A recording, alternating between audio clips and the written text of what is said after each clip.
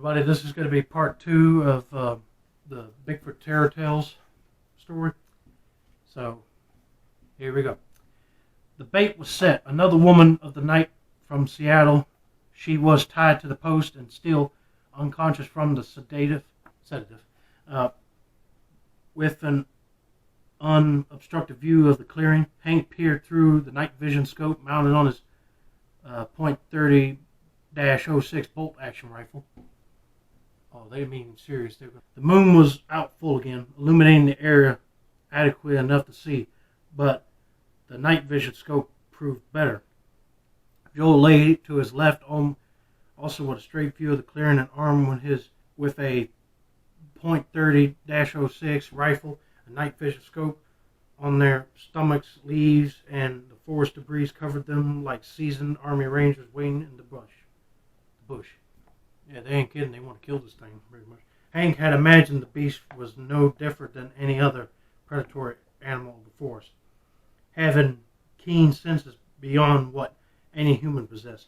After speaking on the phone about killing the beast, Hank went over to Joel's house and had taken a set of clothes along with the set of his own he had been wearing on the sacrifice night. He took Joel's shirt, pants, shoes, and hat and immersed them in a local pond for a few hours, marinating the fabric with pond scum before heading back to Joel's place. There he allowed the clothes to dry in the doghouse. He wanted no trace of human odor with them when they went out into the forest. I don't know what year this thing was happened, but if I was a hunter, I would probably use that new spray that they came out with, so you don't have to put them in water. But anyway, they probably didn't hear about that. The girl awoke and began yelling for help. The woods soon filled with the beast's roars before appearing at the clearing's edge. The women fainted upon seeing the Bigfoot, silencing the air and making Hank's and Joel's job all the more difficult. Hank had been relaying on the woman's pleas for help to cover up any noise they made. He looked on, a nervous sweat trickling down the sides of his face, making him itch. He would have to bear it for now. Any movement, any noise, and the creature might bolt or attack. He wanted to turn to Joel, signal him not to move or make a sound, but he remained still, not wanting to alert the beast. Inside the clearing, the creature looked around, then began walking forward. Hank grinned as the monster's large head entered the scope's view, letting out a controlled breath. He squeezed the trigger. The weapon's crack echoed his ears. Hank watched as the creature seemed to vanish, falling out of view. Joel didn't even have a chance to fire.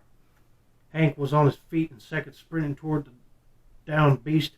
He heard Joel close behind, running up to the Bigfoot creature. Hank wanted to sink more bullets into his hide, but saw it wasn't going to be necessary. The thing lay still, a small hole where his right eye had been. The back of his head, a mangled, blood-smeared pulp. The exit wound appeared as if a bomb had gone off inside the monster's cranium. Blood like strawberry syrup pooled around the body as his left arm twitched. Ugh! I hate to see that. Oh, got it. Well, you sure did get him, I tell you. But anyway, Hank couldn't believe how easily the creature went down. The thing's skull looked thicker than a grizzly's. He had one heck of a lucky shot having the bullet enter the softest part of the creature's body, a direct and easy line to the brain. "You killed it," Joel proclaimed joyously. He jumped up and down like a cheerleader celebrating the winning touchdown. Hank quickly grew uncomfortable, but it was finally over. "Incredible," Joel hollered, slapping him on the back. "One shot, one kill. We better get this lady back to the city," he said after a little time had gone by, "then come back and clean this mess up." "You're going to tell Pete?" Joel asked. "The town council?" "Yes." "We'll be heroes," Joel said, before pausing, his face scrunched up in confusion. "You smell that?" With an unlit cigarette in his mouth, Hank sniffed the air and nodded, a cold chill raining down his spine. "Smells like this thing, only stronger," Joel said.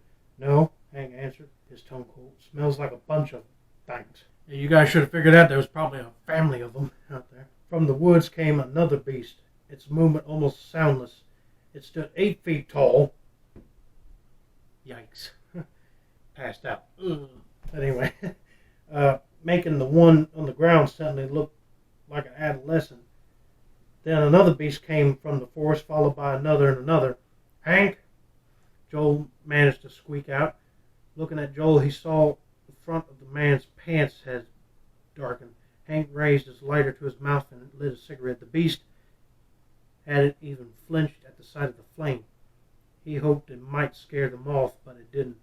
Closing his eyes, he took a long pull from the smoke, wishing he'd gotten his family out of town. Alright, that's it for that one. But, yeah, really, I understand you want to shoot Bigfoots out there, but that's only if they attack you or whatever. They get hostile, but don't attack them. Okay, that's my recommendation. And two, what in the world is wrong with this town having a daggum sacrificial thing to give to the beast? I'm good lordy. I said they should have killed this beast a long time ago so they wouldn't have to worry about it. I mean, good lordy. And also the man, I thought the man was actually cheating on his wife and kids, but it turned out he was just trying to find a sacrifice for the beast. But that just made me boiled up mad right there, just giving away people. But anyway, that's going to be it for now of the book reading. So don't forget to like, subscribe, turn on those post notifications, and we'll see you next time. Bye-bye.